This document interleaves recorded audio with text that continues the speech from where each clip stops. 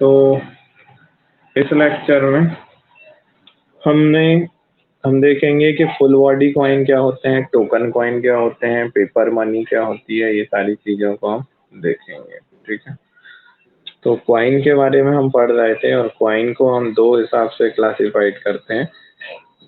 एक होता है फुल बॉडी कॉइन,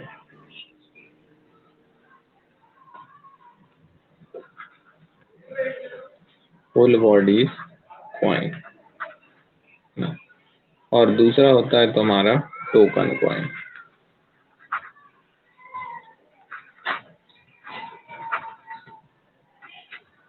एक फुल बॉडी कॉइन्स और दूसरा क्या होता है टोकन कॉइन।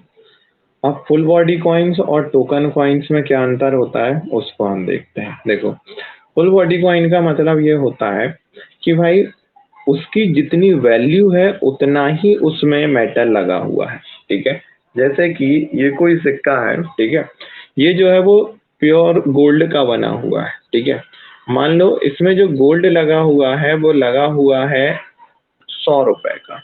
ठीक है, और इसका मूल्य भी इस पर लिखा हुआ है 100 रुपए। ठीक है, तो ये क्या कहलाएगा, ये कहलाएगा फुल बॉडी कॉइन। यानी इसमें जितने की धातु लगी हुई है उतना ही जो है उसका मूल्य भी है, तो ये क्या कहलाएगा, ये कहलाएगा फुल बॉडी कॉइन। ठीक है, जितने की धातु है उतना ही अगर उसका मूल्य है तो वो फुल बॉडी कॉइन कहलाएगा। अब टोकन कॉइन क्या कहलाता है उसको देखते हैं। टोकन कॉइन की अगर मैं बात करूं तो जैसे कि ये सिक्का है, ठीक है, ये सिक्का है और इस सिक्के में जो है वो, इस सिक्के में अगर मान लो 100 रुपए की धातु लगी है, ध्यान से सुनना, 100 रुपए की अगर इसमें धातु लगी है और इसका जो मूल्य रखा गया है वो रखा गया है 200 रुपए। ठीक है, 200 रुपए इसका मूल्य है, तो ये कहलाएगा तुम्हारा टोकन कॉइन। ठीक है, टोकन कॉइन क्यों, क्योंकि इसमें क्या है, इसमें धातु कम की है लेकिन इसका मूल्य कैसा है, ज्यादा है। तो इस तरह के जो कॉइन कहलाएंगे वो कॉइन क्या कहलाएंगे, तुम्हारे टोकन कॉइन कहलाएंगे। ठीक है, तो फुल बॉडी कॉइन और टोकन कॉइन में तुम अंतर समझ गए होंगे कि फुल बॉडी कॉइन और टोकन कॉइन क्या होते हैं। ठीक है, क्लियर है, इतना कोई दिक्कत तो नहीं। अब देखो, अब अगर बात करें कि भाई जो टोकन कॉइन वो फुल बॉडी कॉइन की, तो फुल बॉडी कॉइन के चैलेंजेस क्या थे। ठीक है, फुल बॉडी कॉइन के चैलेंजेस क्या थे वो देख लेते हैं। चले, ठीक,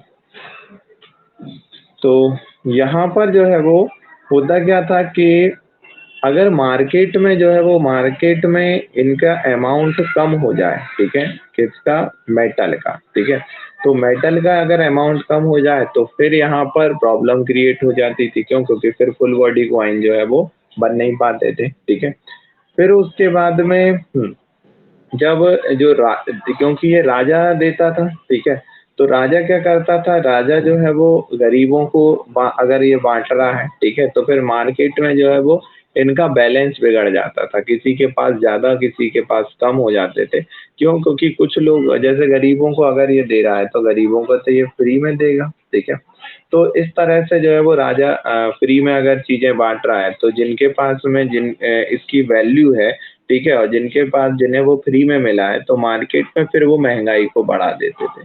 तो ये चीजें होती थी। अब ये तुम्हारे वैसे भी काम की नहीं है, तुम्हें सिर्फ इतना याद रखना है कि भैया फुल बॉडी कॉइन और टोकन कॉइन इन दोनों में अंतर क्या होता है। ठीक है, चलो अब हम बात करते हैं पेपर मनी की, कागजी मुद्रा की।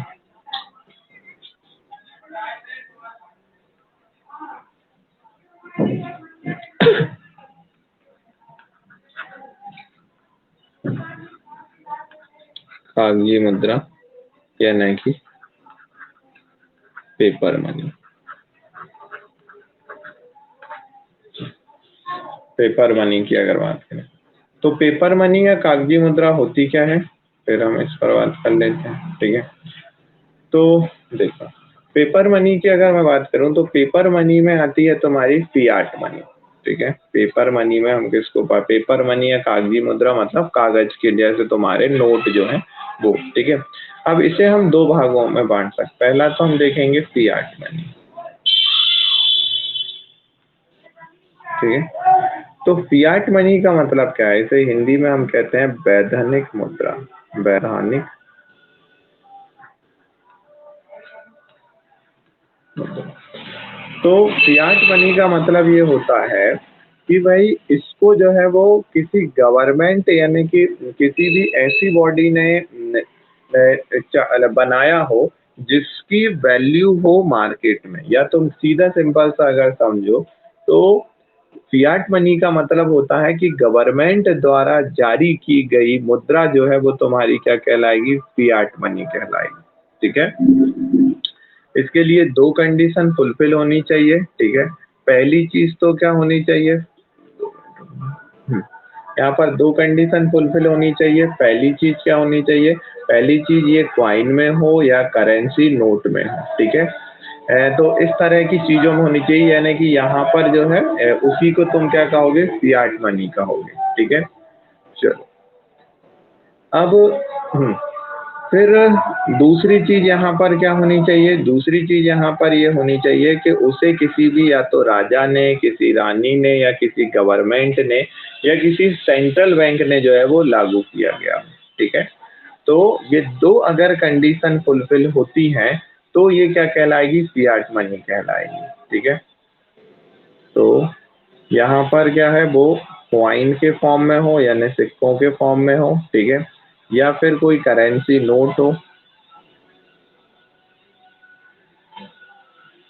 करेंसी नोट में हो, या फिर जो है वो करेंसी नोट, हाँ, कोई भी वर्चुअल क्रिप्टो करेंसी की अगर मैं बात करूं, ठीक है।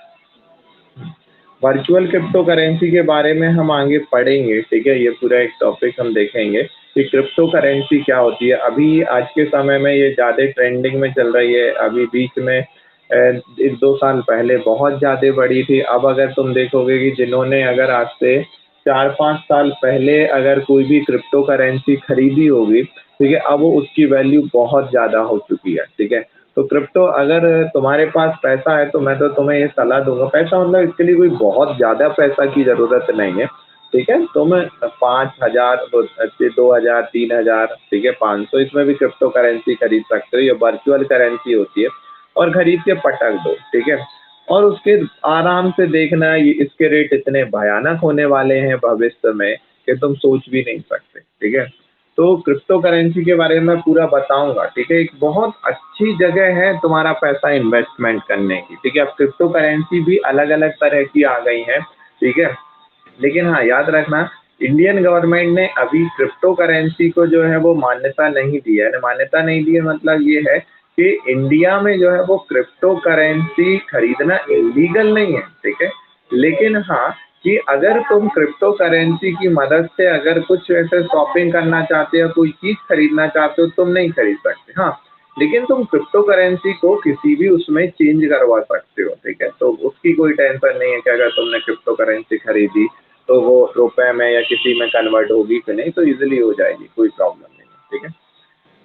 तो एक तो क्वाइन, ठीक है, फिर उसके बाद में तुम वर्चुअल क्रिप्टो करें क्वाइन में भी खरीद सकते हो।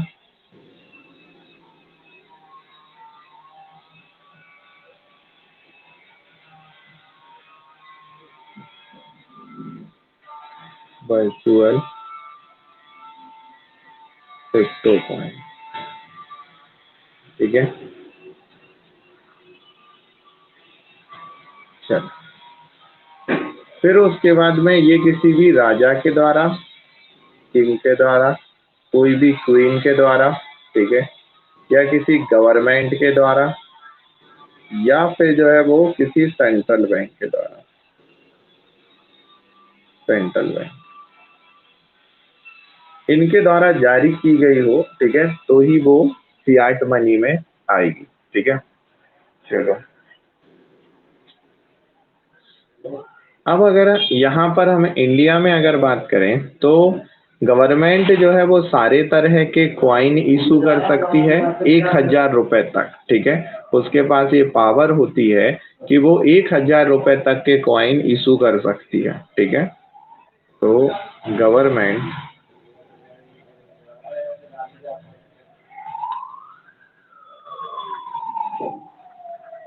इशू, ठीक है, कितने 1000 तक के कॉइन,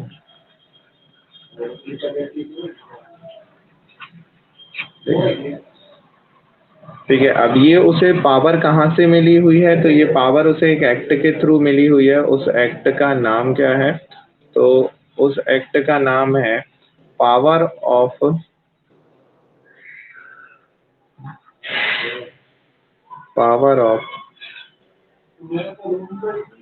क्वाइनेज एक्ट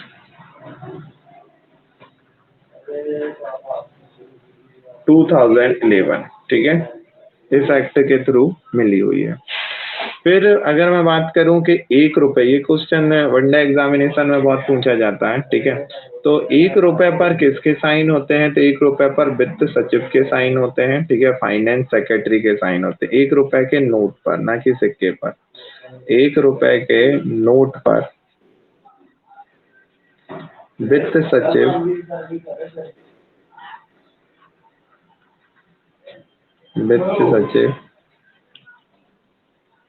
या फाइनेंस सेक्रेटरी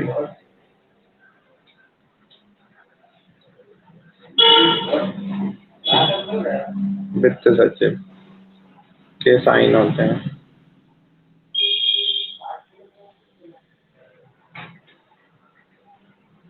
ठीक है। चलो, हाँ, और यहाँ पर अगर मैं बात करूँ कि इस पर ऐसा नहीं लिखा रहेगा आई प्रॉमिस टू पे वेरियर, यानी कि मैं धारक को जो है वो इतने रुपए देने का वचन देता हूँ, ठीक है। यहाँ इस नोट पर ऐसा नहीं लिखा रहेगा। फिर आरबीआई की बात करें, ये तो बात होगी गवर्नमेंट की, कि गवर्नमेंट जो है वो 1 रुपए से लेकर 1000 रुपए तक के सिक्के जारी कर सकता है, ठीक है। उसको ये पावर दी गई है पावर ऑफ कॉइनेज एक्ट 2011 में। फिर उसके बाद में 1 रुपए के नोट पर जो है वो वित्त सचिव के साइन होंगे, ठीक है। फिर उसके बाद में आगे देखते हैं, आरबीआई की बात करूं,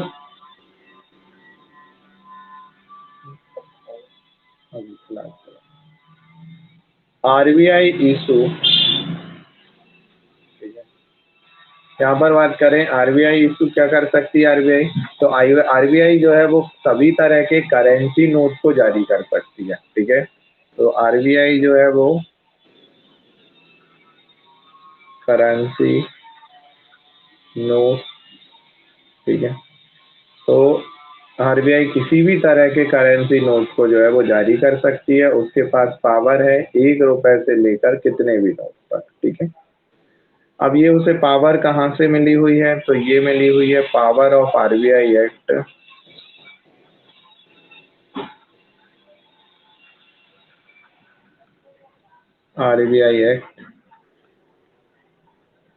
1934, ठीक है।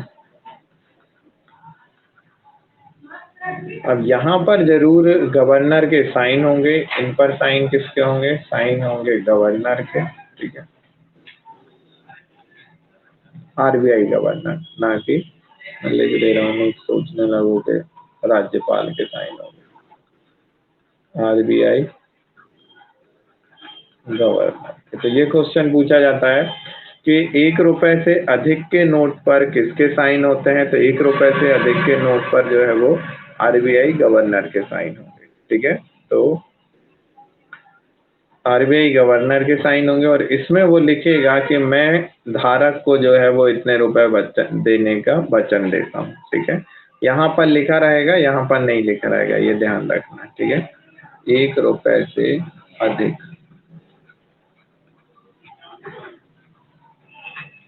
अधिक यहाँ पर लिखा रहेगा आई प्रॉमिस टू पे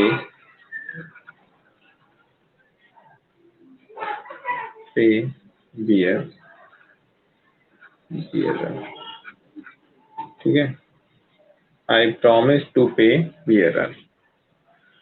चलो, अब आगे बात करते हैं, ठीक है। फिर वाई, हाँ अब हम बात करते हैं कि भाई आरबीआई जो है वो आरबीआई क्वाइन और करेंसी नोट क्यों जारी नहीं कर सकता, ठीक है। आखिर क्या ऐसा कारण है जिसके कारण से आरबीआई जो है वो करेंसी नोट ही जारी करता है और वो भी 1 रुपए से ज्यादा के जारी करता है और क्वाइन जारी नहीं कर सकता, ठीक है। तो अगर ऐसी कोई चीजें हैं तो इसके लिए जो है वो हमको ये देखना पड़ेगा कि भैया पहले तो गवर्नमेंट से बात करो, गवर्नमेंट को ये सजेशन दो, ठीक है। और इसके पीछे एक रीजन ये होता है कि अगर आरबीआई जो है वो क्वाइन भी जारी करे तो उसके लिए टकसाल की जरूरत पड़ती है और टकसाल जो है वो टकसाल के लिए एक बड़े इंफ्रास्ट्रक्चर की जरूरत पड़ेगी, ठीक है। और आरबीआई के पास बर्डन बहुत ज़्यादा हो जाएगा, क्यों? क्योंकि आरबीआई के पास वैसे ही जो है वो दुनिया भर के काम होते हैं, मॉनेटरी पॉलिसी जारी करना पड़ता है, ठीक है। आरबीआई को जो है वो महंगाई को कंट्रोल करना पड़ता है मॉनेटरी पॉलिसी के थ्रू, ठीक है। फिर उसके बाद में सारे बैंकों पर नियंत्रण रखना पड़ता है, तो ये बहुत ज़्यादा चैलेंजेस होते हैं जिस कारण से जो है वो ये सारी चीज़ें नहीं की जाती हैं, ठीक है। तो वैसे भी ये हमारे एग्जाम के काम का नहीं है, ठीक है। अब हम बात करते हैं यहाँ पर, अब मैंने क्या कहा था, मैंने कहा था भाई कि हम इसमें बात करेंगे जब पेपर मनी की बात करेंगे तो पेपर मनी में हम बात किसकी करेंगे, फियाट मनी, है ना।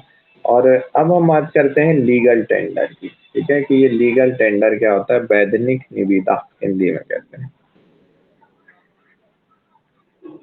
Legal tender.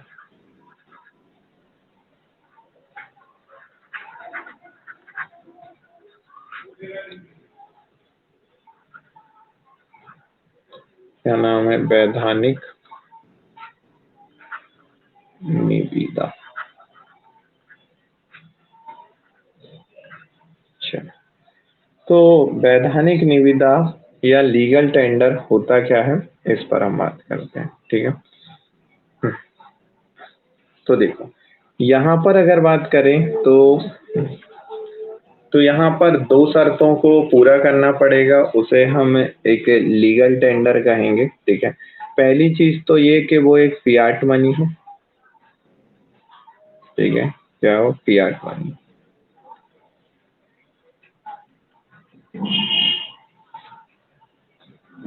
यानी कि पहली चीज, ठीक है। और उसके बाद में जो है वो लीगली जो है वो वैलिड हो, किसके लिए, डेबिट और उसके बाद ट्रांजैक्शन के लिए, ठीक है। यानी कि किसी भी बाहर, ध्यान से समझना, मैं एग्जाम्पल से शुरू समझाता हूँ क्योंकि इसमें कुछ ऐसी टर्म है जो कि तुमने पढ़ी नहीं है तो तुम्हें समझ में आएगी नहीं, तो इसको एग्जाम्पल से समझो। जैसे कि अगर मैं कहूँ कि ये कोई ए कंट्री है, ये कोई बी कंट्री है, ये कोई सी कंट्री है, ठीक है।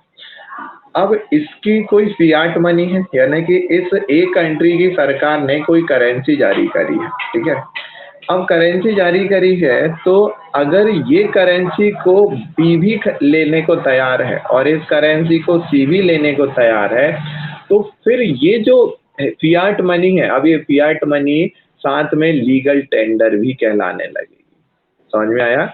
ये जो है फियाट मनी, अब फियाट मनी नहीं रहेगी, अब फियाट मनी को तुम क्या कह सकते हो, लीगल टेंडर भी कह सकते हो। तो ये समझ में आ गया होगा कि लीगल टेंडर क्या होता है, ठीक है। तो यहाँ पर क्या है, दो कंडीशन फुलफिल होनी चाहिए, पहला तो वो फियाट मनी हो, ठीक है। दूसरी चीज क्या हो, वो लीगली वैलिड हो, ठीक है। किसके लिए, कहीं पर भी जमा करने के लिए, ठीक है, कहीं से भी पैसा निकालने के लिए, डेबिट, ठीक है, और ट्रांजैक्शन करने के लिए थ्रू आउट कंट्री, यानी कि कंट्री के बाहर, ठीक है। तो तुम क्या कहोगे, लीगली वैलिड हो, लीगली वैलिड हो, ठीक है, देश के बाहर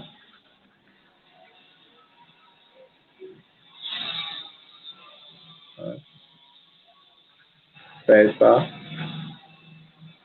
निकालने, ठीक है, और ट्रांजैक्शन करने।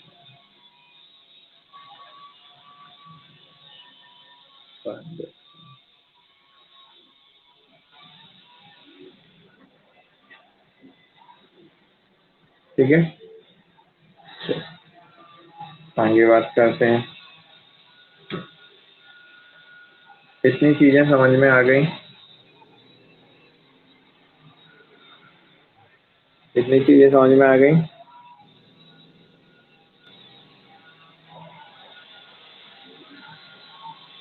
चलो, अब देखो, अगर मैं बात करूं कि 1,000 का नोट, 1,000 का नोट जो है वो फियाट मनी है या नहीं? 1,000 का नोट फियाट मनी है या नहीं? कोई बताएगा? हम्म, तो ये समझना, 1,000 का जो नोट है वो फियाट मनी है। ठीक है, क्यों? क्योंकि फियाट मनी की देखो जरा, कि फियाट मनी के लिए दो कंडीशन फुलफिल होनी चाहिए। पहला जो है वो क्या हो, कॉइन हो, करेंसी नोट हो, और वर्चुअल क्रिप्टो कॉइन हो। ठीक है, तो वो क्या है, करेंसी नोट है। फिर उसके बाद उसे किसी भी गवर्नमेंट या सेंट्रल गवर्नमेंट द्वारा जारी किया गया हो, तो सेंट्रल गवर्नमेंट द्वारा जारी किया गया है।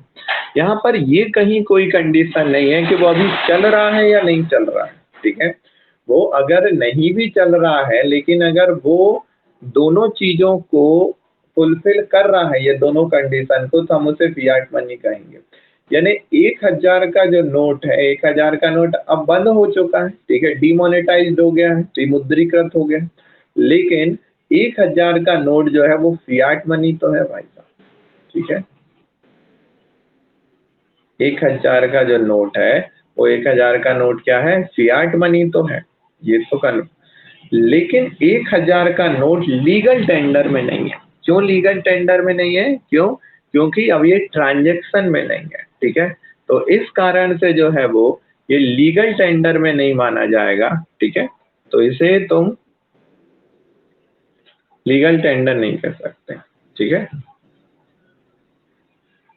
तो ये याद रखना, ये क्या है, लीगल टेंडर, टेंडर नहीं है। ठीक है, चलो, इतनी चीज समझ में आई। अब मैं अगर बात करूं कि गवर्नमेंट सिक्योरिटी, पहले तो मैं तुम्हें गवर्नमेंट सिक्योरिटी के बारे में थोड़ा सा बता दूं, ताकि ये बार बार यूज होगा तो तुम्हारे समझ में आए।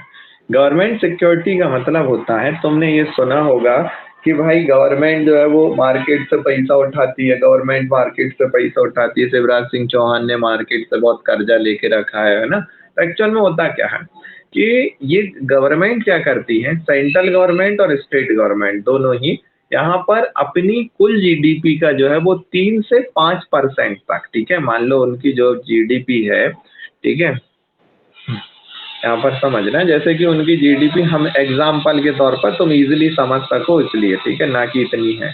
तो जैसे मैंने कहा, उनकी जीडीपी जो है भैया, वो जीडीपी है मान लो 1,000। ठीक है, अब 1,000 है तो इसका 3 से 5% यानी 30 से 50 रुपए तक। ठीक है, 1,000 रुपए में से 30 से 50 रुपए तक जो है वो मार्केट से वो उठा सकती है। ठीक है, ऐसा नहीं कि पूरा 1,000 का 1,000 जितनी जीडीपी है सब ही उठा लो, ऐसा नहीं, तो ऐसे में तो बर्बाद हो जाएगी, पैसा कहाँ से देगी। ठीक है, 3 से 5% तक वो मार्केट से ले सकती है, एक बहुत बड़ा अमाउंट होता है। और ये ठीक है, तो अब ये कैसे लेती है वो समझना। तो गवर्नमेंट क्या करती है, कुछ पेपर जारी करती है, ठीक है, जिन्हें हम गवर्नमेंट सिक्योरिटी कहते हैं। गवर्नमेंट सिक्योरिटी कुछ नहीं है, कागज के टुकड़े होते हैं।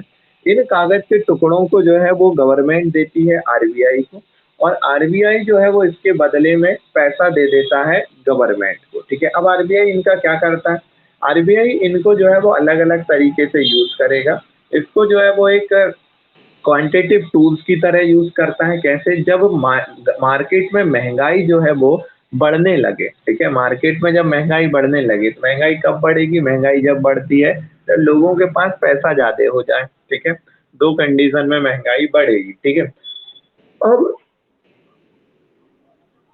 अभी के समय पर महंगाई बढ़ने के पीछे रीजन क्या है, अभी के समय महंगाई बढ़ने के पीछे रीजन है सप्लाई का कम होना। ठीक है, तो सप्लाई कम हो गई है, डिमांड, जैसे ही अगर मैं बात करूं कि डिमांड उतनी थी लेकिन सप्लाई कम हो गई, तो अब उसमें क्या हुआ, सप्लाई कम हो गई तो फिर डिमांड बढ़ गई, है ना, महंगाई बढ़ गई। तो अभी की कंडीशन में महंगाई बढ़ने के पीछे ये रीजन। अब मार्केट में जो है वो मार्केट में जब महंगाई बढ़े, दूसरी कौन सी वाली कंडीशन में, जब लोगों के पास पैसा ज्यादा हो जाए और चीजें कम हो जाए, ठीक है, जब की बात कर रही है। अभी क्या है, लोगों के पास पैसा कम है लेकिन चीजें भी बहुत से ज्यादा कम कर दी, ठीक है। तो यहाँ पर यही है। तो भैया गवर्नमेंट सिक्योरिटी में क्या होता है कि आरबीआई क्या करती है, जब वो देखती है कि मार्केट में पैसा बहुत ज्यादा है तो वो मार्केट में गवर्नमेंट सिक्योरिटी उतारती है, ठीक है। लोग इसको खरीदते हैं, क्यों? क्योंकि गवर्नमेंट सिक्योरिटी ऐसी चीज है जिसपे लोगों का बिलीव है, उन्हें पता है इस पे फिक्स रिटर्न मिल रही है, क्योंकि गवर्नमेंट थोड़ी गिरेगी, ठीक है, गवर्नमेंट थोड़ी, यानी अगर गवर्नमेंट ही खत्म तो फिर तो देश ही खत्म, है ना। तो इसलिए लोग जो है वो गवर्नमेंट सिक्योरिटी को अच्छी खासी तेजी से खरीदते हैं। और इससे क्या होता है कि लोगों का जो पैसा है वो किसके पास पहुंच जाता है, आरबीआई के पास पहुंच जाता है उठकर, ठीक है। तो जब लोगों का पैसा उठकर आरबीआई के पास पहुंच जाएगा, ठीक है, तो इस चीज को तुम क्या कहोगे, जब गवर्नमेंट का पैसा आरबीआई के पास पहुंच जाएगा तो आरबीआई जो है वो इस पैसे से महंगाई को कम कर देगी, क्यों? क्योंकि लोगों के पास जब पैसा कम होगा तो अब मार्केट में जो है वो पैसे की सप्लाई कम हो गई, और पैसे की जब सप्लाई कम हो जाएगी तो महंगाई कंट्रोल में आ जाएगी, ठीक है। तो ये गवर्नमेंट सिक्योरिटी है। मैं बहुत शॉर्ट में मैंने बताया, इसमें हम आगे भी देखेंगे चीजें। गवर्नमेंट सिक्योरिटी का सीधा सा मतलब है कि गवर्नमेंट को जब मार्केट से पैसा उठाना पड़ता है तो वो एक कागज का टुकड़ा जारी करती है जिसको हम गवर्नमेंट सिक्योरिटी कहते हैं, ठीक है। फिर उसके बाद शेयर के बारे में मैंने तुम्हें कल बताया था, शेयर क्या होते हैं, ठीक है। तो शेयर जो है वो जब कोई भी कंपनी को ये गवर्नमेंट को मार्केट से पैसा उठाना है तो वो गवर्नमेंट सिक्योरिटी जारी करेगी। अगर किसी भी कंपनी को जो है वो मार्केट से पैसा उठाना है तो वो शेयर और बॉन्ड जारी करेगी। बॉन्ड में फिक्स इनकम मिलेगी तुम्हें, ठीक है। फिर उसके बाद डीडी यानी डिमांड ड्राफ्ट जो बैंक देती है ना। फिर उसके बाद चेक, है ना, इसके बारे में मुझे बताने की जरूरत नहीं है। तुम्हारा एटीएम कार्ड, एटीएम कार्ड, ठीक है। फिर उसके बाद में किराना का कॉइन, कोई भी किराना कॉइन मतलब तुमने किराने की दुकान पे गए, तुमने लाला को पैसे दिए, लाला ने जो कॉइन दे दिया कि जाओ इससे कि तुम शॉपिंग कर देना, जो किसी को भी दे सकते हो, ठीक है।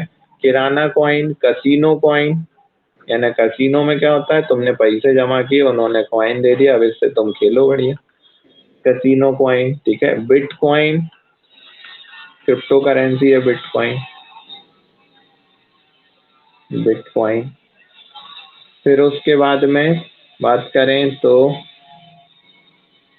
फिल्म स्टार की जो करेंसी होती है, अभी वो लिखा रहता है ना भारतीय मनोरंजन बैंक, ठीक है, करेंसी। क्या ये फियाट मनी है? ध्यान से देखो, बिटकॉइन एक क्रिप्टो करेंसी है, ठीक है। यहाँ पर इन दोनों चीजों को समझ लेना है, इसमें नहीं तो कंफ्यूजन हो जाए। ये क्रिप्टो क्वाइन है, क्रिप्टो क्वाइन और क्रिप्टो करेंसी दोनों अलग अलग चीजें होती हैं, ठीक है। ये क्रिप्टो क्वाइन होता है, क्रिप्टो क्वाइन यानी कि वर्चुअल फॉर्म में जब हम क्वाइन को देते हैं, ठीक है, फिजिकल फॉर्म में नहीं, यानी ये सिक्का नहीं है। ये कैसा है कि भाई ये किसी मेटल का बना हुआ सिक्का नहीं है, ये डिजिटली फॉर्म में हम जब दें तो, ठीक है, तो वो क्या कहलाएगा, क्रिप्टो क्वाइन कहलाएगा। और ये क्रिप्टो करेंसी है बिटकॉइन। तो क्रिप्टो क्वाइन तो जो है वो फियाट मनी है, लेकिन ये जो सारी चीजें हैं वो फियाट मनी नहीं है, क्यों? क्योंकि फियाट मनी की ये दो कंडीशन को फुलफिल नहीं करती हैं। पहली चीज तो ये क्वाइन, करेंसी नोट और वर्चुअल क्रिप्टो क्वाइन के फॉर्म में नहीं है। दूसरी चीज, इसको जो है देखो, यहाँ पर क्वीन, ठीक है, किंग और गवर्नमेंट और सेंट्रल गवर्नमेंट, तो देखो यहाँ पर अगर बात करें तो उनके द्वारा जारी तो किया गया है, लेकिन ये पहली कंडीशन को फुलफिल नहीं करता है। तो इसके कारण से हम क्या कहेंगे, इसके कारण से हम कहेंगे कि भैया ये जो है ना, ये फियाट मनी नहीं है, ठीक है। तो ये याद रखियो, ये फियाट मनी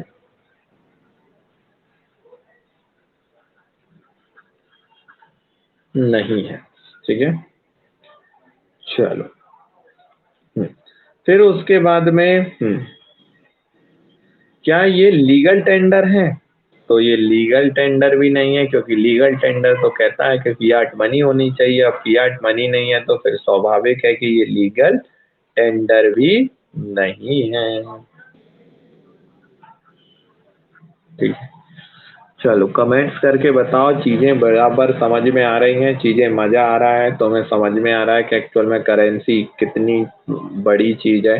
ठीक है, अभी तक तुमने सिर्फ करेंसी मतलब पेपर नोट ही देखा होगा।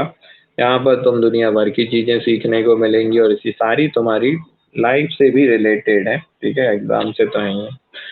चलो, तो इतनी चीजें तुम्हें समझ में आई, जल्दी से कमेंट्स करके बताओ कि चीजें समझ में आ रही हैं, कोई दिक्कत नहीं है। जल्दी बताओ, जल्दी बताओ।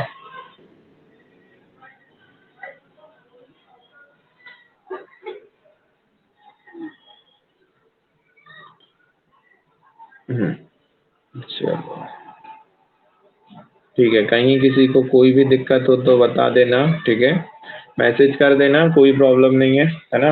क्योंकि इकोनॉमी है, थोड़ी सी टफ मानी जाती है, थोड़ी क्या बहुत टफ मानी जाती है, अच्छे अच्छों के पल्ले नहीं पड़ती है ये। ठीक है, तो जहां भी दिक्कत हो बेहिजक बताना। ठीक है, अब हम देखते हैं। देखो, अब तुमने सुना होगा कि यार 100 रुपए के सिक्के भी चालू हुए थे, 500 के भी चालू हुए थे।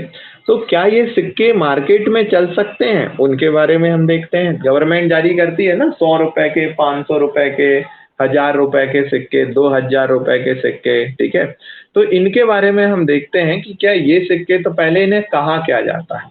तो इन्हें कहा जाता है,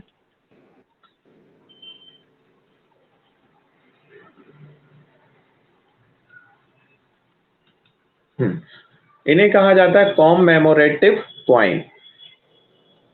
कॉममेमोरेटिव,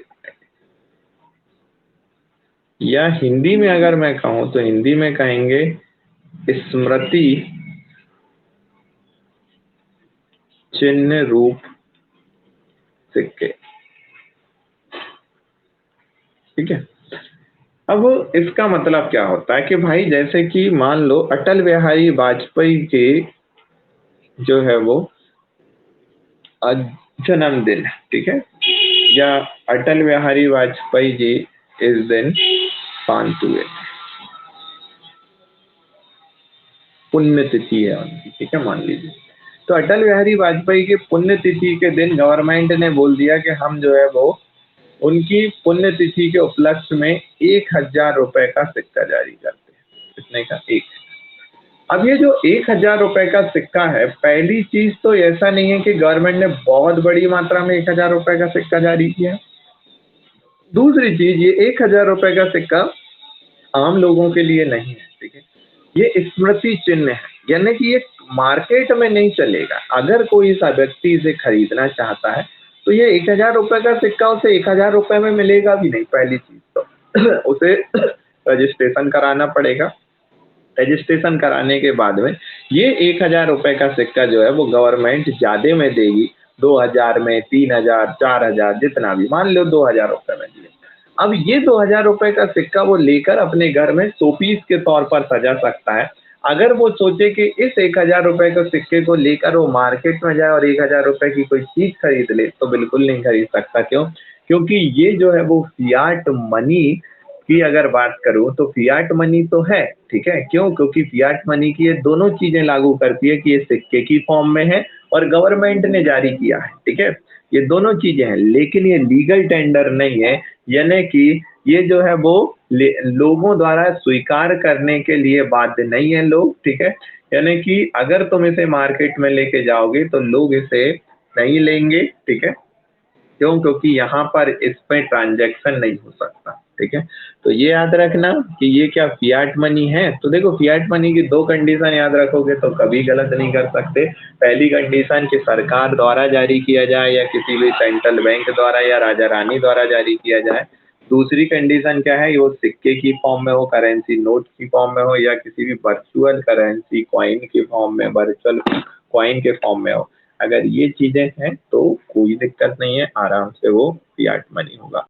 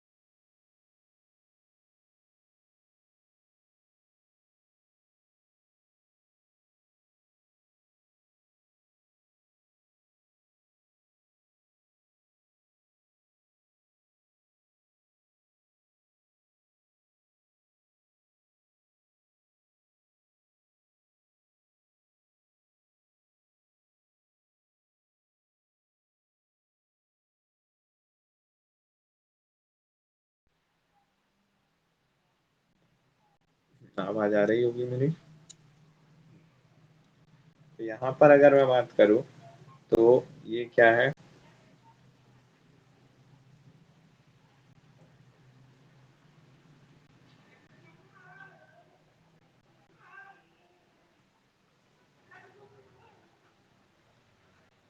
कॉइन। तो ये जो कॉइन्स हैं वो क्या होते हैं, तुम्हारे फियाट मनी तो होते हैं,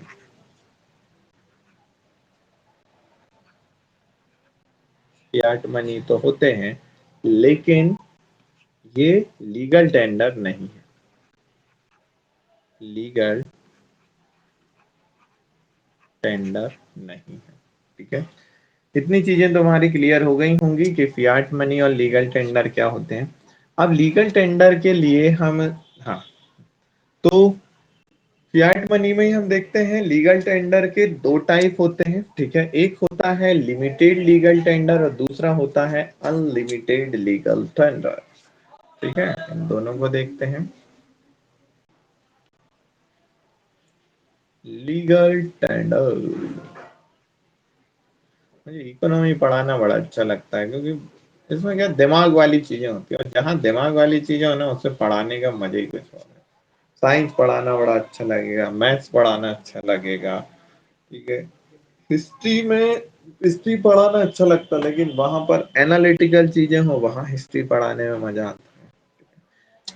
तो लीगल टेंडर की अगर बात करें तो लीगल टेंडर को हम दो भागों में बांटते हैं। एक कौन सा होता है, एक होता है limited legal tender, limited legal tender,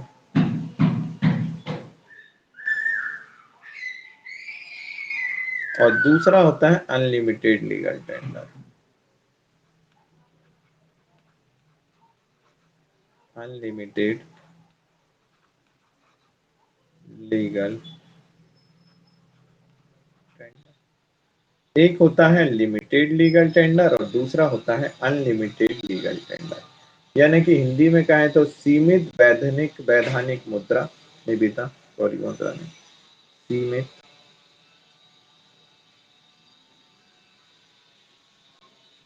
वैधानिक निविदा,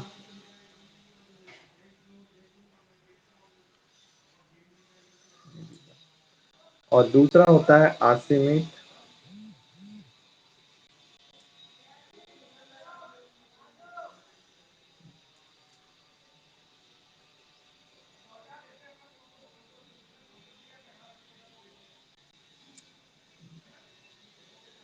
दूसरा क्या होता है,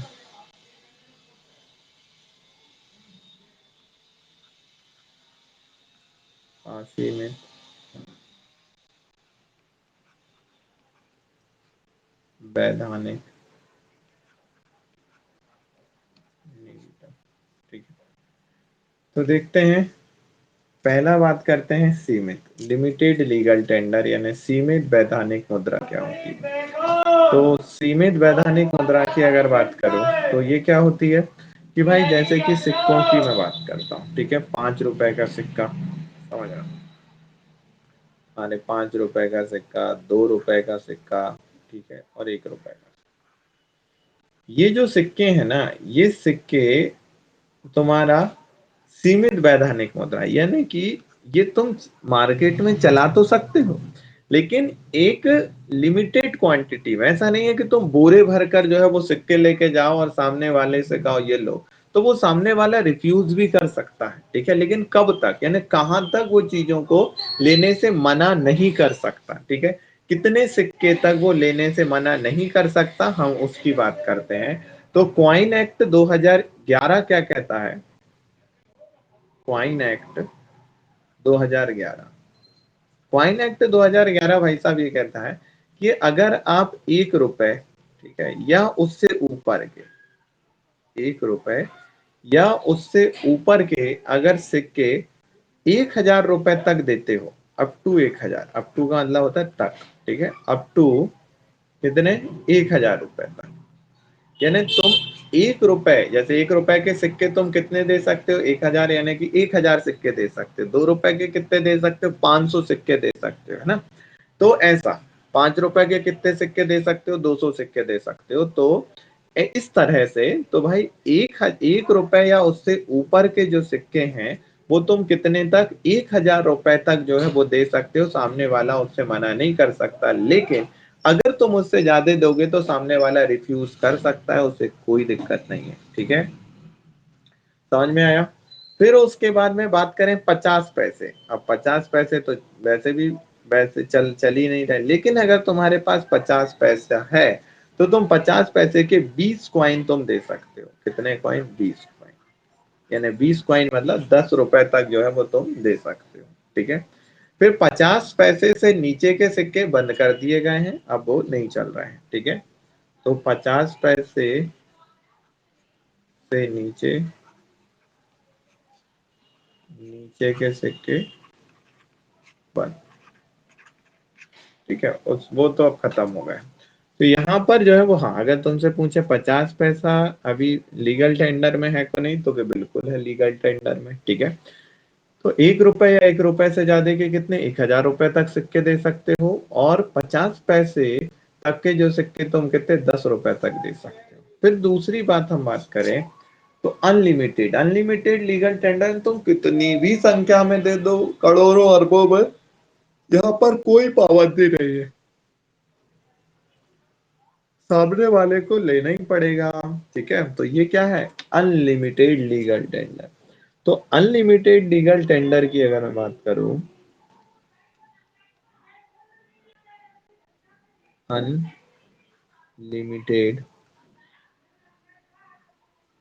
legal tender, unlimited legal tender का मतलब क्या है कि असीमित वैधानिक मुद्रा, इसमें आएंगे आपके नोट। ठीक है, करेंसी। तो आरबीआई एक्ट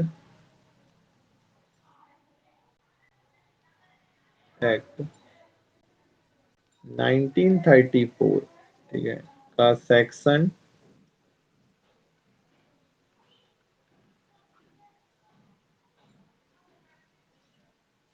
26। ठीक है, आरबीआई एक्ट 1934 सेक्शन 26 जो है वो क्या है कि जितने भी बैंक नोट हैं वो सब लीगल टेंडर होंगे। ठीक है, जितने भी बैंक नोट हैं वो लीगल टेंडर होंगे, और वो किसी भी तरह के ट्रांजैक्शन में यूज होंगे। ठीक है, और कोई भी उसे लेने से मना नहीं कर सकता। ठीक है, अगर कोई मना करेगा तो ये जो है वो एक अपराध है। समझ में आया? तो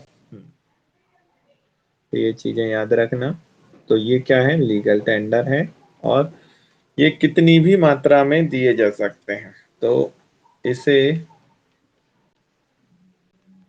कितनी भी मात्रा में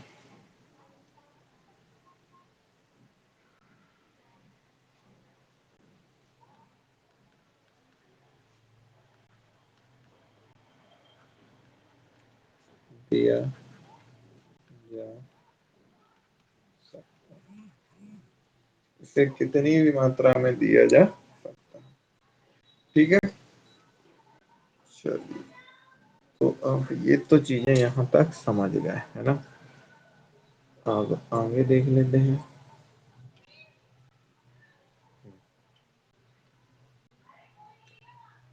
तो देखो, यहाँ पर एक फाइनेंस एक्ट 2017 आया था। फाइनेंस एक्ट 2017 क्या कहता है कि वो ये कहता है कि भाई आप 2 लाख रुपए से ज्यादा का ट्रांजैक्शन नहीं कर सकते। ठीक है, ये किस में, कैश ट्रांजैक्शन में। हाँ, तुम उसके बाद में दूसरी तरह से तुम कितना भी कर लो, लेकिन 2 लाख रुपए से ज्यादा का तुम ट्रांजैक्शन नहीं कर सकते।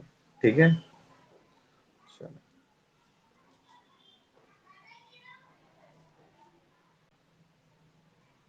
अब हम एक क्वेश्चन में तुम्हें देता हूँ, तुम बताना। ठीक है, कि नीचे दिए गई चीजों में से कौन सी जो है वो लीगल टेंडर में आती है। ठीक है, लीगल टेंडर तुमने अच्छे से पढ़ लिया कि लीगल टेंडर क्या है। अब हम बात करते हैं नीचे दी गई चीजों में से कौन सी चीज लीगल टेंडर में आती है। ठीक है, हाँ, तो यहाँ पर समझना कि भाई अगर तुम कोई कोर्ट फीस जमा कर रहे हो, ठीक है, तो क्या वो यानी किसी भी लीगल केसेस में, ठीक है, the money which is tendered in court of law to defray the fee of legal cases, ठीक है, तो क्या वो लीगल टेंडर होगी। फिर उसके बाद में the money which a creditor is under compulsion to accept a settlement of his claim, यानी कि हिंदी में बता देता हूँ कि ऐसी मनी, ठीक है, जो कि किसी भी कोई भी क्लेम किया गया हो, किसी भी तरह का क्लेम किया गया हो, उसमें अगर एक्सेप्ट की जाती है तो क्या वो लीगल टेंडर में आएगी, ठीक है। फिर उसके बाद में बात करें तो the the bank money is in form for cheque, draft, bill और एक्सचेंज, ठीक है। ऐसी मनी जो कि चेक, ड्राफ्ट, बिल और एक्सचेंज इसमें आती हो, क्या वो लीगल टेंडर में होगी। हाँ, metallic money is circulated in country, ठीक है, मेटालिक मनी वो क्या जो है, जो कि कंट्री में सर्कुलेट हो रही है, ठीक है, क्या वो लीगल टेंडर में होगी। तो इसमें कौन सी चीजें लीगल टेंडर में आएंगी, ठीक है, एक बार और बताता हूँ, चार ऑप्शन है। पहला ऑप्शन है कि ऐसा पैसा जो कि किसी कोर्ट फीस के तौर पर तुमसे लिया गया हो, ठीक है, क्या वो आएगा। फिर ऐसी चीज जो कि किसी भी सेटलमेंट के यानी कि क्लेम के तौर पर ली गई हो किसी भी सेटलमेंट में। फिर ऐसी मनी जो कि चेक, ड्राफ्ट, बिल और ये सारी चीजों में आ, हो, वो मनी क्या फियाट में वो लीगल टेंडर कहलाएगा। या फिर metallic money circulated in country, यानी कि ऐसी मनी जो कि सर्कुलेट हो रही हो, ठीक है, देश में। बता सकते हो, ऑप्शन दो। चार या तीन, एक कोई। हाँ, एक बताना। बी, डी, ये सही जवाब है। डी, क्यों, क्योंकि यहाँ पर अगर बात करें कोर्ट फीस जो है वो क्या है, लीगल फियाट मनी नहीं है। और फियाट मनी हम उसे कहते हैं जो कि गवर्नमेंट द्वारा इशू की गई हो, ठीक है। तो कोर्ट फीस जो है वो फियाट मनी नहीं है। अगर कोई भी जो है वो कंपल्सन लिया गया है, क्लेम लिया गया है, तो वो फियाट मनी नहीं है। और फिर उसके बाद चेक, ड्राफ्ट, बिल ये फियाट मनी में नहीं आते हैं, गवर्नमेंट द्वारा तो इशू किए जाते हैं, लेकिन ये क्या नहीं है, ये करेंसी नोट नहीं है, क्वाइन नहीं है, इस कारण से इसे हम फियाट मनी नहीं कहते। जो फियाट मनी होगी सिर्फ हम उसी को कहेंगे, ठीक है। तो अब मेटालिक मनी जो है वो क्या है, इन सर्कुलेट इन अ कंट्री, तो ये क्या रहेगी, तुम्हारी फियाट मनी रहेगी। तो ऑप्शन डी जो है वो बिल्कुल सही है, ठीक है। अब हम आगे देखते हैं।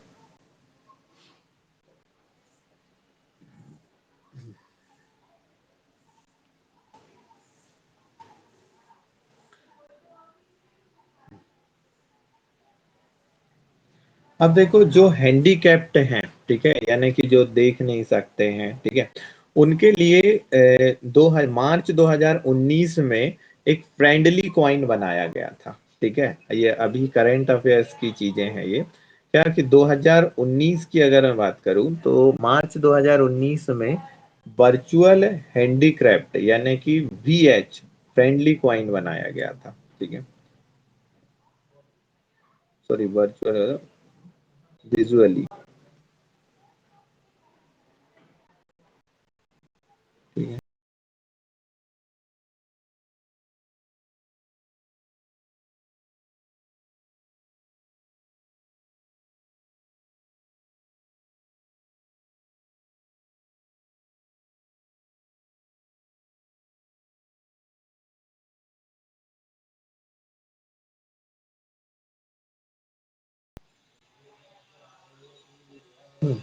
तो हम बात कर रहे थे न्यू अपडेट की, क्या, विजुअली हैंडीक्राफ्ट, है ना। विजुअली हैंडीक्राफ्ट फ्रेंडली क्वाइन यानी कि ऐसे लोग जो कि देख नहीं सकते हैं, उनको उनके लिए ये फ्रेंडली हो, ठीक है, ऐसे कॉइन को हम क्या कहेंगे, visually handicraft coin.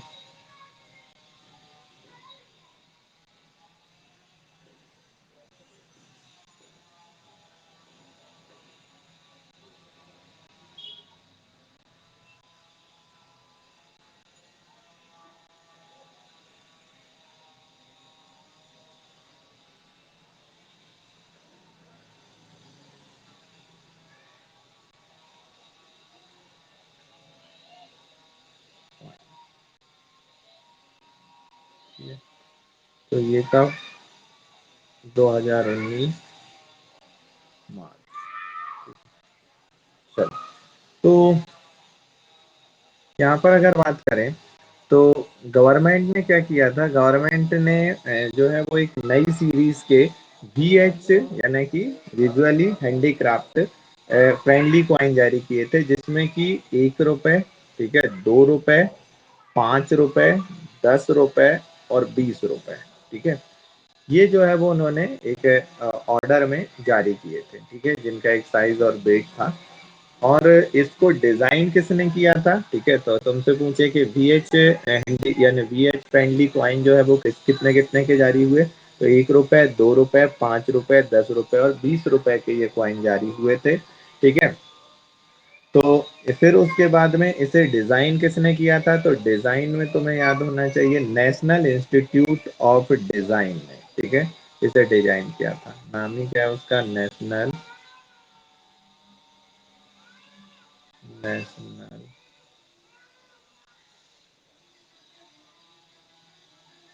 Institute of design.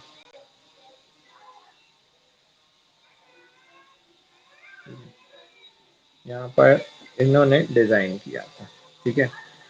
अब ठीक है, फिर उसके बाद में और भी चीजें हैं इसमें। तो इसका जो है वो गोल शेप है, ठीक है। फिर उसके बाद में जो 20 रुपए का जो कॉइन है, वो 20 रुपए का कॉइन जो है वो 12 साइड से पहली वो पॉलीगॉन है, ठीक है। ये फिर उसके बाद में इसमें जो है वो गोल आकार का है। तो ये सारी चीजें तो अब तुम सीधा सर्च करके और देख सकते हो, कि सीधा तुम सर्च करोगे या फिर मैं ही तुम्हें बता देता हूँ, ठीक है, किस तरह का होता है, ज्यादा समझ में आएगा।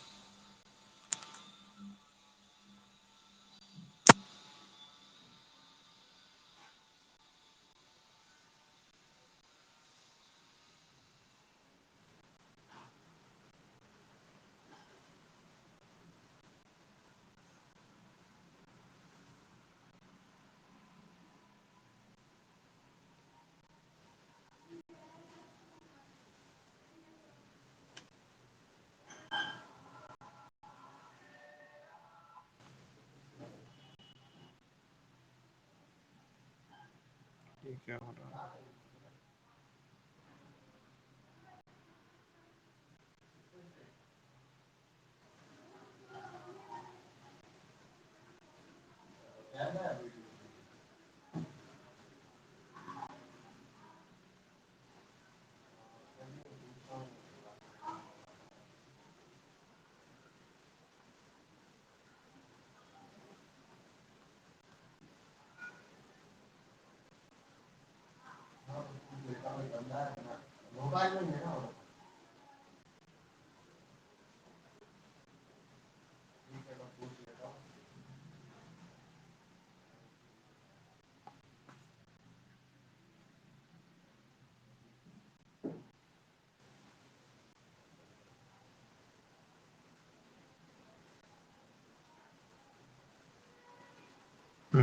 ये देखो, ये है virtual visually handicraft friendly coin.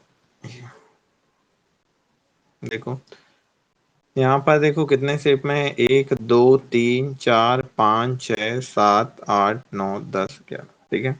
ये इस तरह से है ताकि वो इजीली पहचान सके, ठीक है। ये देखो उभरी हुई है अच्छे से, ताकि आराम से वो टच करके बता सके। ये ठीक है।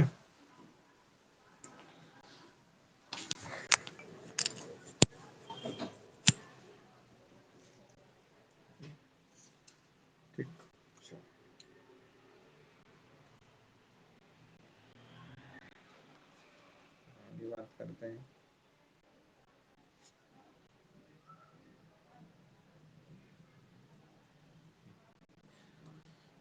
तो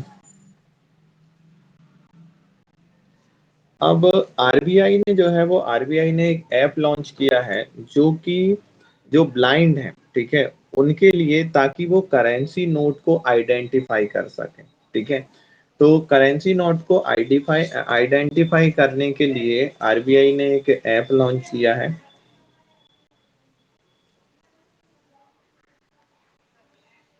आरबीआई ने, ठीक है, जो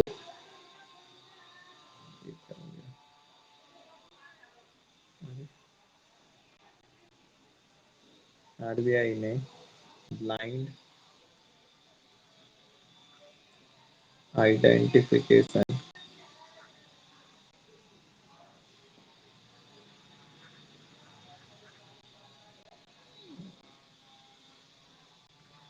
ब्लाइंड आइडेंटिफिकेशन नहीं आएगा, ब्लाइंड आइडेंटिफाई करेंसी नोट,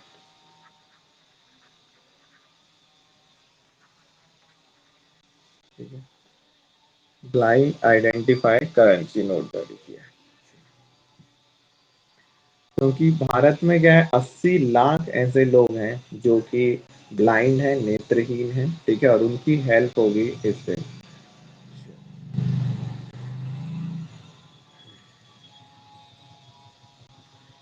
तो यहाँ पर अगर बात करें तो जो नई सीरीज के गांधी नोट हैं, ठीक है, वो इससे आइडेंटिफाई हो जाएंगे। ठीक है, उसके बाद में लेकिन जो है वो बहुत सारे ऐसे वैरायटी के नोट हैं, जैसे जिन जो कि जो विजुअली हैंडीक्राफ्ट है, यानी कि जो नेत्रहीन लोग हैं, ठीक है, उनके लिए डिफिकल्ट है उनका साइज शेप ये याद रखना। तो इसके कारण से जो है वो इस तरह का ऐप लॉन्च किया गया, और इस ऐप का नाम क्या है, इस ऐप का नाम है रोहनी ऐप। वो सॉरी, रोहनी बोला, रोशनी ऐप, रोशनी ऐप। तो ये याद रखना, रोशनी ऐप किसके लिए है, रोशनी ऐप जो है वो ऐसे लोगों के लिए है जो देख नहीं सकते, जो कि आइडेंटिफाई कर सकते हैं करेंसी नोट को। ठीक है, अब ये जो है वो जनवरी 2020 में जो है वो ये लॉन्च किया गया था, जनवरी 2020 में। ठीक है, ये हिंदी और इंग्लिश दोनों में ही काम करता है। ठीक है, फिर उसके बाद जो न्यू सीरीज के नोट जारी किए गए थे, कभी कभी जो है वो वनडे एग्जामिनेशन में ये क्वेश्चन पूछ लिया जाता है कि किस पर क्या था, तो वो भी अपन थोड़ा लिख लेते हैं। एमपीपीएससी जैसे एग्जामों में ये पूछ सकते हैं, तो इसलिए हम इन्हें लिख लेते हैं। जो महात्मा सीरीज के जो नोट हैं उस पर किस पर क्या था वो देखते हैं। तो 10 रुपए के अगर नोट की बात करूं, तो 10 रुपए के जो नोट था उस पर था सन टेम्पल, यानी सूर्य मंदिर, सूर्य मंदिर कहाँ पर है, ये कोणार्क उड़ीसा, कोणार्क उड़ीसा। ठीक है, ये 13वीं सेंचुरी का था, 3rd सेंचुरी। ठीक है, किसने बनाया था, नरसिम्हा देव प्रथम ने, नरसिंह देव प्रथम। ये सब पता होना चाहिए। ठीक है, फिर उसके बाद में 20 रुपए के नोट की अगर बात करें, तो 20 रुपए के नोट पर क्या है, एलोरा कैप। ठीक है, येलो कलर का होता है, गार्निश येलो, इस पर एलोरा गुफाएं हैं, एलोरा की गुफाएं। ठीक है, फिर उसके बाद में बात करें 50 रुपए के नोट पर, तो 50 रुपए के नोट पर क्या है, हम्पी, हम्पी टेम्पल, विट्ठल टेम्पल हम्पी का।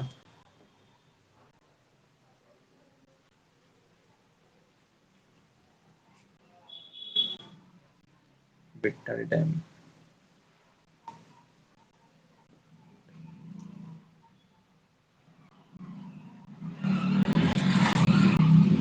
कहाँ पर है? कर्नाटक। ठीक है। फिर उसके बाद में 100 रुपए के नोट पर बात करें तो 100 रुपए के नोट पर है लाल किला। ठीक है। अब सवाल है कहाँ का लाल किला? ठीक है, दिल्ली का या आगरा का? तो ये है इसका, दिल्ली का। और दिल्ली का लाल किला किसने बनवाया था? तो दिल्ली का लाल किला बनवाया था किसने? शाहजहां ने।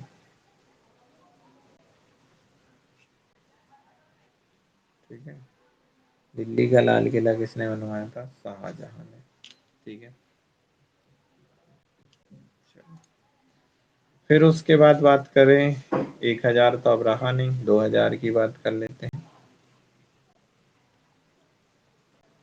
2000 में क्या था? यहाँ पर है मार्स ऑर्बिट मिशन, मंगलयान जिसे हम कहते हैं।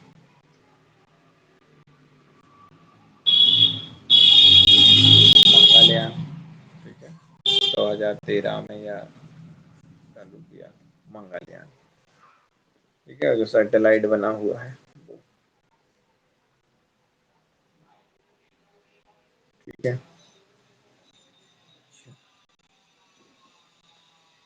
तो ये सारी चीजें हैं। ठीक है,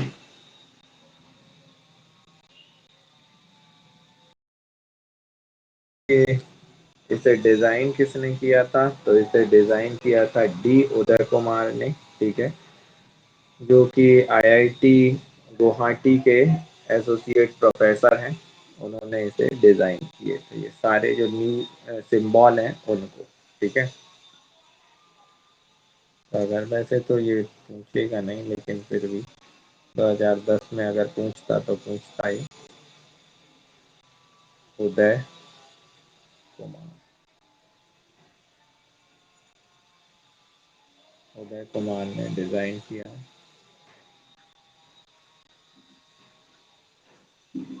डिजाइन किया। कहाँ के हैं ये? आईआईटी ग्वालियर के प्रोफेसर, वो गुवाहाटी के।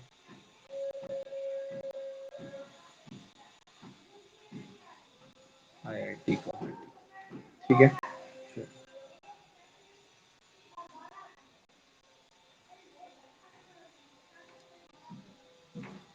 ठीक है,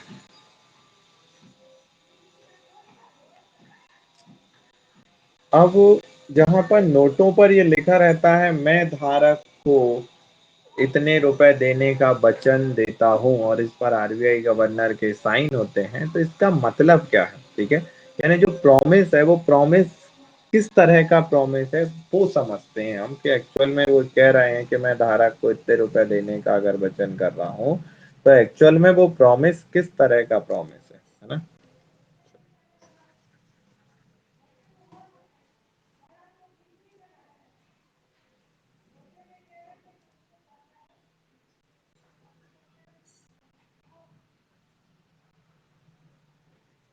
आई प्रॉमिस टू पे द bearer। ठीक है, इस तरह का लिखा होता है हिंदी में, मैं धारक को फलाने रुपए देने का वचन करता हूँ। यानी इसका मतलब है समझना कि पहले क्या होता था भैया, पहले फुल बॉडी कॉइन होते थे। ठीक है, तो फुल बॉडी कॉइन में ये होता था, ये पुराने टाइम की बातें चल रही हैं। ठीक है, कॉलोनियल एरा, यानी कि पुरानी समय, पुरानी समय की बातें। बातें तो बातें होती हैं। ठीक है, तो पुराने समय की बातों में क्या होता था कि फुल बॉडी कॉइन होते थे। याद करो, फुल बॉडी कॉइन, जितने का मेटल उतने की वैल्यू। ठीक है, तो फुल बॉडी कॉइन में क्या होता था, जितने का मेटल है भैया उतने की वैल्यू रहेगी। ठीक है, तो वहां पर आरबीआई, ये आरबीआई के पास अगर तुम ये नोट लेकर जाओगे, ठीक है, फुल बॉडी कॉइन, जिस समय फुल बॉडी कॉइन का कॉन्सेप्ट चलता था, तो क्या होता था कि अगर आरबीआई, जैसे यूएस डॉलर की अगर मैं बात करूं तो अच्छे से समझ में आएगा, कि भाई एक यूएस डॉलर कब छापा जाता था? एक यूएस डॉलर जब भी छापा जाता था जब अमेरिकन गवर्नमेंट के पास 14 ग्राम सोना होता था। ठीक है, कितना सोना? 14 ग्राम गोल्ड अगर उसके पास होता था, तभी जो है वो एक यूएस डॉलर छापते थे। ठीक है, यानी अगर तुम अब यूएस गवर्नमेंट के पास जाते हो एक यूएस डॉलर लेकर, तो तुम्हारे को वो 14 ग्राम सोना दे सकती है। ठीक है, उस समय 14 ग्राम सोने की कीमत जो भी चल रही हो, वो तुम्हें इसके बदले में 14 ग्राम सोना दे देगी। ठीक है, ऐसे ही जो है वो भारत सरकार भी, ठीक है, एक निश्चित अमाउंट में, वो एक फिक्स अमाउंट में जब सोना रखती थी, और उस उतने सोने के बदले में ही वो नोट छापती थी। यानी मान लो अगर 1,000 रुपए वो जब ही छापेगी जब उसके पास जो है वो मान लो 10 ग्राम सोना हो। ठीक है, अब अगर तुम जो है वो 1,000 रुपए का नोट आरबीआई के पास लेकर जाते, तो वो तुमको 10 ग्राम सोना दे देती। उस समय भले ही उसकी वैल्यू कुछ भी चल रही हो, लेकिन अब ऐसा नहीं है। अब मॉडर्न एरा में चीजें बदल गई हैं। मॉडर्न एरा में अब टोकन कॉइन हो गया, full body coin, gold silver खत्म है। अब तुम्हारे पास जो भी है वो क्या है? टोकन कॉइन, टोकन मनी की बात चल रही है। ठीक है, अब यहाँ पर क्या है कि अब यहाँ पर बात ये है भैया, कि अगर तुम 1,000 रुपए का नोट लेके जाते हो, तो तुम्हें वो ये प्रॉमिस नहीं कर रहा है कि मैं तुम्हें गोल्ड दे दूंगी। वो ये प्रॉमिस कर रहा है, अब 1,000 तो लेके जाओगे नहीं, 2,000 लेके जाओगे। तो 2,000 रुपए लेकर अगर तुम जा रहे हो, तो वो क्या कहेगी? वो ये कहेगा कि हम 500-500 के तुमको 4 नोट दे सकते हैं, या 100-100 के हम तुमको 20 नोट दे सकते हैं, और 10-10 के लेना चाहो तो 10-10 के भी हम तुमको जो है वो नोट दे सकते हैं, हमें कोई दिक्कत नहीं है। लेकिन हमसे सोना मत मांगना, नहीं तो हाथ पैर तोड़ देंगे तुम्हारे। ठीक है, क्योंकि अब भैया इन्फ्लेशन वगैरह चीजें महंगाई हो गई हैं, तो इसके हिसाब से तुम ये नोट से उधर जाके सोना खरीदो, हमारे पास मत आओ। ठीक है, तो ये चीजें तुम्हें समझ में आ गई। ठीक है, चलो अब हम बाकी की चीजें देखेंगे कल, क्योंकि आज के लिए काफी हो गया है। वैसे ऑनलाइन क्लासेस में इतनी लंबी लंबी क्लासें सहन करना बड़ा मुश्किल होता है। अगर आप 3 लोग धैर्य बनाकर बैठे हैं, ये बहुत खुशी की बात है। आप तीनों कुछ जीवन में करेंगे, बाकी तो सारे भाग गए हैं। ठीक है, चलिए, बधाई हो। बाकी का लाइव क्लासों का फायदा यही होता है कि आपकी चीजें अभी खत्म हो जाती हैं। जो सोच रहे होंगे कि अभी छोड़ दो, बाद में रिकॉर्डिंग देख लेंगे, तो रिकॉर्डिंग का तो ढेर लगा है तुम्हारे पास। कितनी रिकॉर्डिंग देखोगे? अगर रिकॉर्डिंग देख के पढ़ाई होती तो बात ही क्या थी। ठीक है, तो कल हम और भी अच्छी अच्छी चीजें पता करेंगे। ठीक है, मजा आ रहा होगा, आई होप आपको। अगर मजा आ रहा है तो बताओ कमेंट्स में। ठीक है, फिर अभी हमारी मनी भी बहुत सारी अभी रह गई हैं। ठीक है, जब हमने मनी एवोल्यूशन देखा था, तो अभी बहुत सारी मनी रह गई हैं। ठीक है, ऐसी चीजें बहुत कुछ पता लगेंगी जो कि तुम्हारी रियल लाइफ से जुड़ी हैं, जो कि तुमको पता ही नहीं थी। ठीक है, अब वो सारी चीजें तुम्हें यहाँ पर पता चलेंगी। ठीक है, चलिए मिलते हैं कल। Bye bye.